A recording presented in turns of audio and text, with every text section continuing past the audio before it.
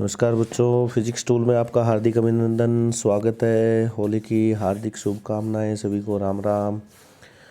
आज ये वीडियो कक्षा 12 वाले विद्यार्थियों के लिए स्पेशल मैंने बनाया है। और कई बार बच्चों की ये बात आती है कि सर कैसे तैयारी करें, अभी परीक्षा बहुत नज़दीक है। तो परीक्षा को लेकर मैंने ये वीडियो बनाया है फिजिक्स सब्जेक्ट के लिए स्पेशली।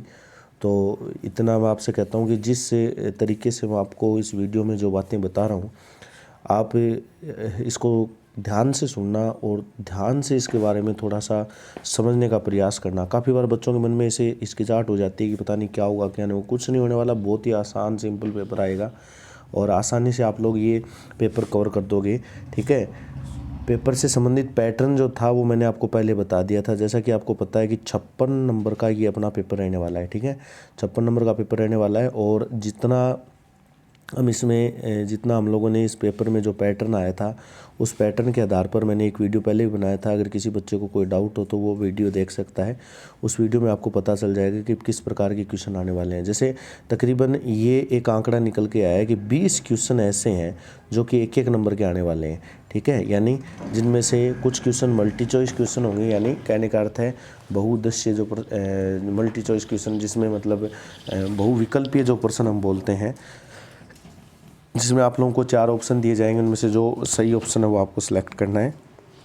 उसके अलावा आपको बता देना चाहूँगा कि पैटर्न के अकॉर्डिंग जैसे 4 क्वेश्चन है वो 2 नंबर के आपको मिलेंगे, यानी 8 प्रश्न आएंगे।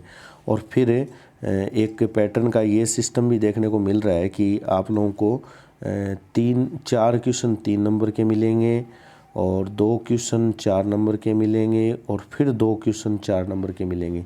इस प्रकार का ये पैटर्न है। अब ये माना जा रहा है बोर्ड की तरफ से कि ये जितने भी क्वेश्चन हैं जो मैंने अभी यहाँ लिखे हैं, ये सारे बड़े क्वेश्चन आएंगे। ठीक है, अभी जो मैं बता रहा हूँ इसको आप थोड़ा सा ध्यान से देखना।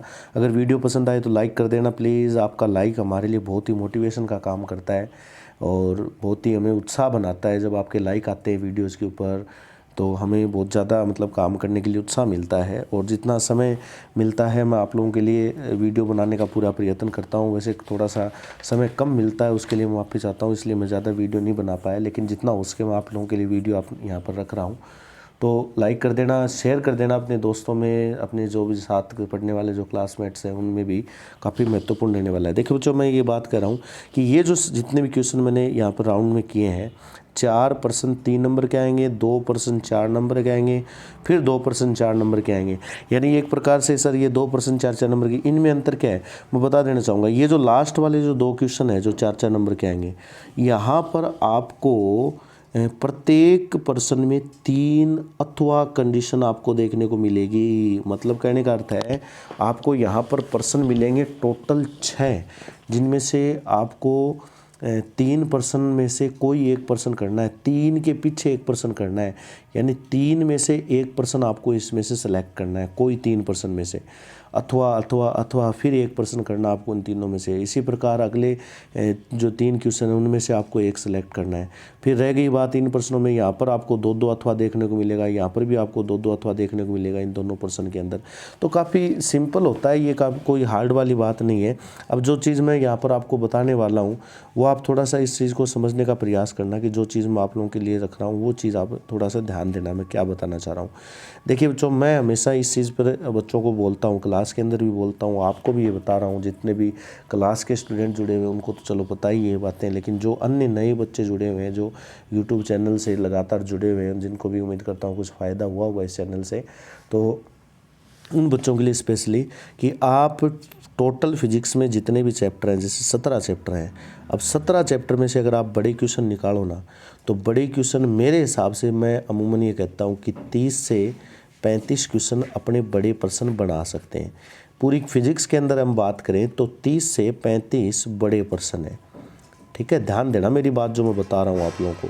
30 से 35 बड़े प्रश्न आपको पूरी फिजिक्स में मिलेंगे, पूरी फिजिक्स के अंदर। ठीक है, यानी जो 17 चैप्टर, इन 17 चैप्टर की बात कर रहा हूँ।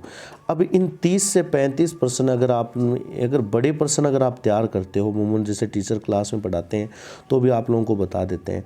यानी तकरीबन अगर आप लोग 25 26 जितने भी क्वेश्चन जितने ज़्यादा तैयार करते हो उतना देखो आपका बेनिफिट ही है, इसमें कोई दो राय नहीं, जितना ज़्यादा पढ़ेंगे उतना अपने नंबर अच्छे आएंगे।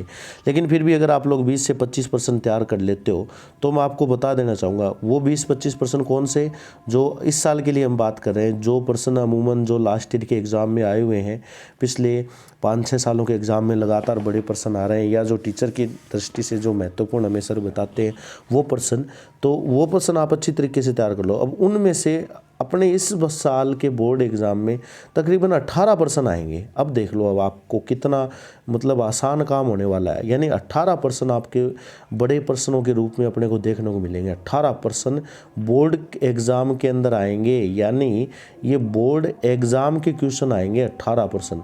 अब ये जो 18% है ना बच्चों, ये 18% आप लोगों के लिए टोटल 28 अंक के होंगे। ये एक बहुत बड़ी चीज़ है, यानी 28 नंबर के आपको पर्सन मिलेंगे बड़े, आप आसानी से कवर कर सकते हो बच्चों। अगर आपने थोड़ा सा भी अगर ढंग से तैयार कर लिया है सर के हिसाब से, जो क्लास में सर बताते हैं, जैसे सर आपको गाइड करते हैं उसके अकॉर्डिंग अगर आपने थोड़ी सी भी ये बातें अच्छी तरीके से समझ ली है तो 18% आपको बोर्ड एग्ज़ाम में देखने को मिलेंगे। ये मैं बार बार आपसे कह रहा हूँ, बोर्ड एग्ज़ाम के क्वेश्चन है ये 18, इसमें आपको देखने को मिलेंगे। और इन 18% आपको टोटल 18 नहीं करने हैं, 18% टोटल करने भी नहीं है, इन सब में अथवा देखने को मिलेगा, यानी आपको 18% मिलने वाले हैं। 18 में से मेरे हिसाब से आपको पर्सन करने हैं कोई 8% करने हैं, 8% 28 नंबर के हैं, तो काफ़ी मतलब ये बहुत ही सिंपल प्रोसेस रहेगा। और ये पर्सन किस कैटेगरी में आएंगे, ये जो मैंने यहाँ पर राउंड लिखा है वह यहाँ इस कैटेगरी में ये पर्सन आपको देखने को मिलेंगे। तो मैं आपसे ये बात कहता हूँ हमेशा कि अगर आपको ढंग से नंबर बनाने, अच्छी स्कोर कर पाओगे, अगर आपने अच्छी तरीके से तैयारी कर ली है तो आपको बच्चों अच्छे क्वेश्चन मिल जाएंगे इसमें से। और 18% बोर्ड में आते हैं, 28 नंबर के होंगे, और करने कितने अपने को टोटल 8 ही पर्सन करने हैं, 18 में से 8 ही करने हैं, ठीक है, क्योंकि अथवा मिलेंगे तो 8% करने, और 8% कितने अंक के, 28 अंक के। अब बताओ क्या ये चीज़ हार्ड है क्या? तो अपने मतलब कहने का अर्थ है, मैं ये कहना चाह रहा हूँ आपसे कि आप अगर 20-25% क्वेश्चन तैयार कर लेते हो, 20-25 या और जितने ज़्यादा करते हो देखो उसमें कोई नुकसान नहीं है, फ़ायदा ही है आपको। लेकिन फिर भी अगर 20-25% आप तैयार कर लेते हो तो आप ये जो 28 नंबर का यानी तकरीबन 50% हिस्सा है पेपर का वो अच्छी तरीके से कवर कर लोगे, ठीक है। अब मैं थोड़े से आगे बढ़ता हूँ, इस बात को थोड़ा सा और आगे बढ़ाता हूँ। अब रहेगी बात 20 क्वेश्चन ऐसे हैं जो आपके एक नंबर के आएंगे, वो पर्सन बहुत ही सिंपल रहने वाले हैं। यानी किताब के अंदर आपको, बुक के अंदर जो राजस्थान बोर्ड की बुक है उसके अंदर आपको जो अपने RBSE लगती है, राजस्थान बोर्ड है, उसके अंदर किताब के आगे बहुत सारे छोटे छोटे क्वेश्चन दिए हुए हैं। तकरीबन प्रत्येक चैप्टर के आगे 15-20 क्वेश्चन आपको देखने को मिलेंगे। तो लगभग जो क्वेश्चन है वो आपको वहीं से देखने को मिलेंगे। तो अगर आप किसी बुक की सहायता से, टीचर की सहायता से अगर वो छोटे पर्सन लगातार पढ़ लेते हो, 20 क्वेश्चन वो आपको देखने को मिलेंगे, तो आराम से आप इन 20 पर्सनों को आराम से कवर कर लोगे। यानी 20 में से अगर आप 10-15% ही कर लेते हो, 10 से 15% ही करते हो, और वहाँ 28 में से अगर आप 25 नंबर तक भी अगर आप लेते हो, 20 से 25 तक नंबर लेते हो, 20-25 वो जोड़ें, 10-15 वो नंबर जोड़ें, तो मेरे कहने का अर्थ ये है कि आप आराम से टोटल मार्किंग जो है आप लोगों की, वो आराम से मेरे हिसाब से टोटल जो मार्किंग है वो तकरीबन 30 नंबर के आसपास आराम से हो जाएगी। यानी कोई हार्ड इसमें कोई बात नहीं है कि अपने इसमें कोई डाउट में आए, कोई संदेह हो कि सर क्या होगा, कुछ बहुत ही सिंपल चीज़ें आराम से आप कवर कर सकते हो। फिर मैं आप लोगों के लिए कुछ एक बातें एक दो और बताना चाहूँगा, वो आप थोड़े से ध्यान से देखना कि मैं कौन सी बातों की चर्चा कर रहा हूँ, उनके बारे में थोड़ा सा मैं यहाँ पर ज़रूर बताऊँगा।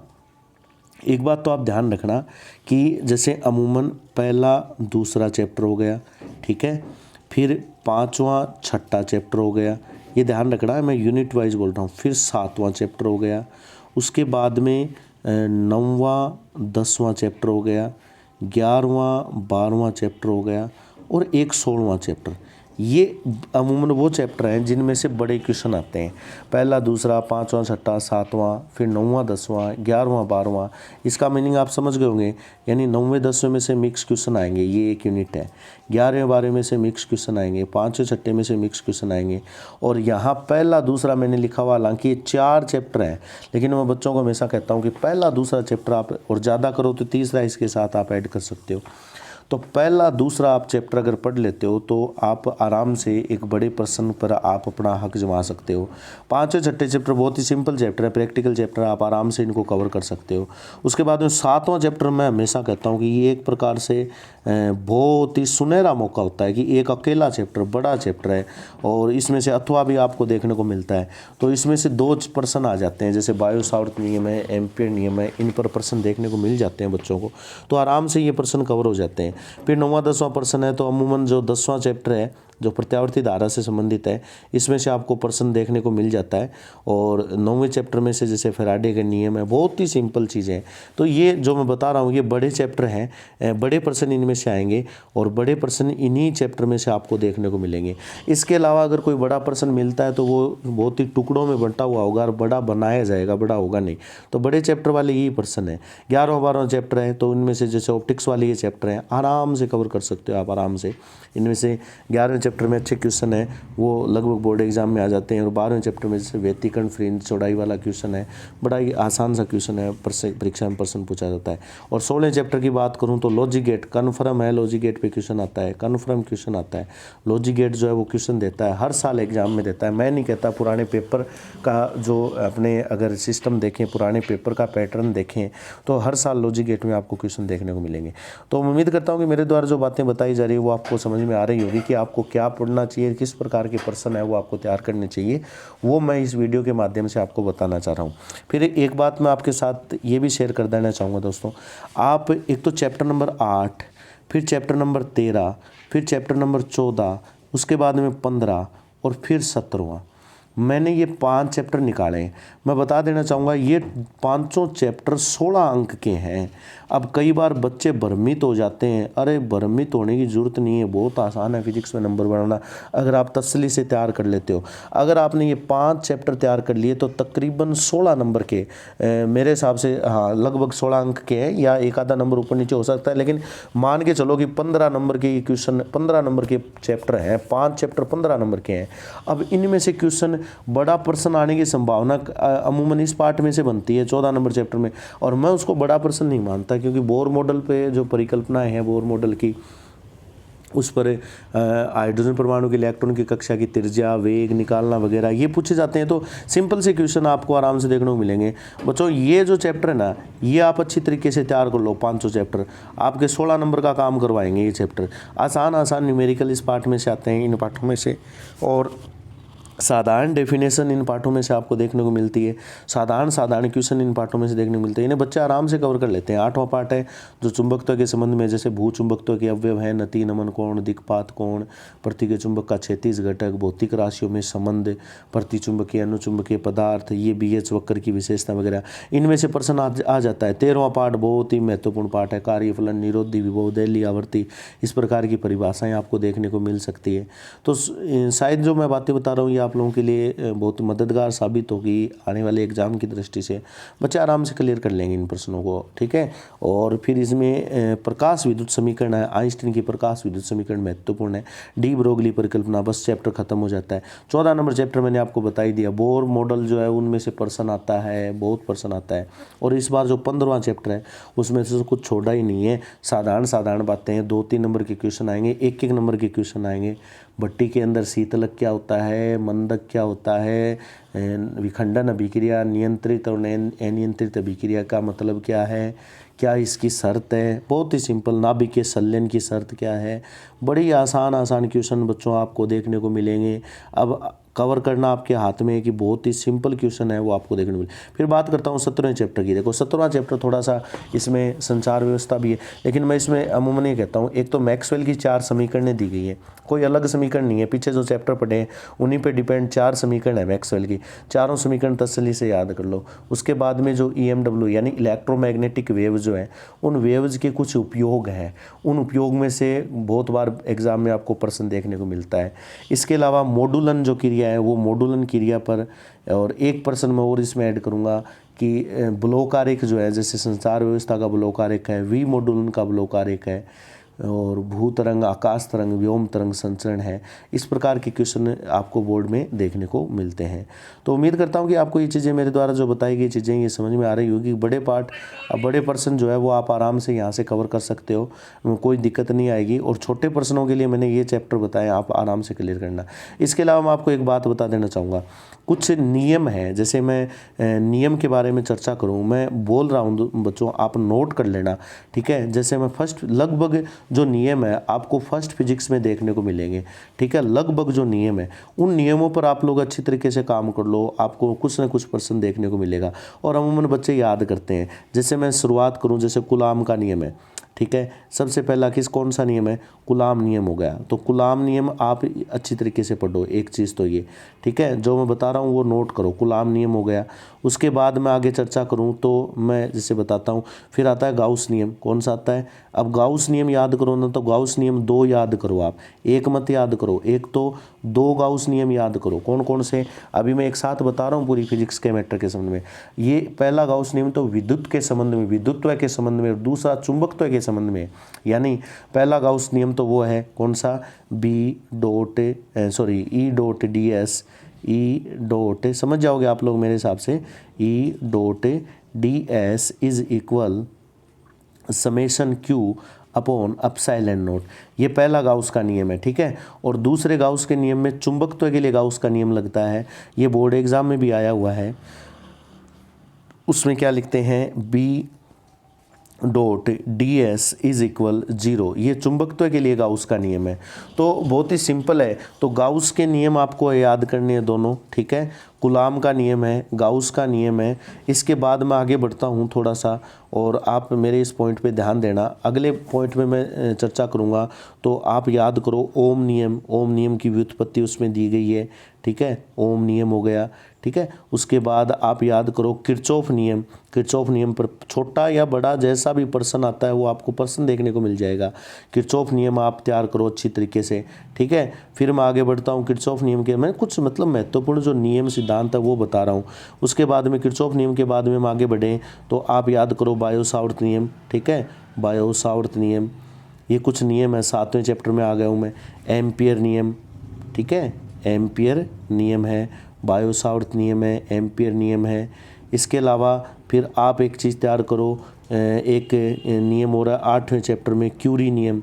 अनुचुंबकीय पदार्थ की जो चुंबकीय प्रवृत्ति होती है, परम ताप की व्युत्क्रमानुपाती होती है।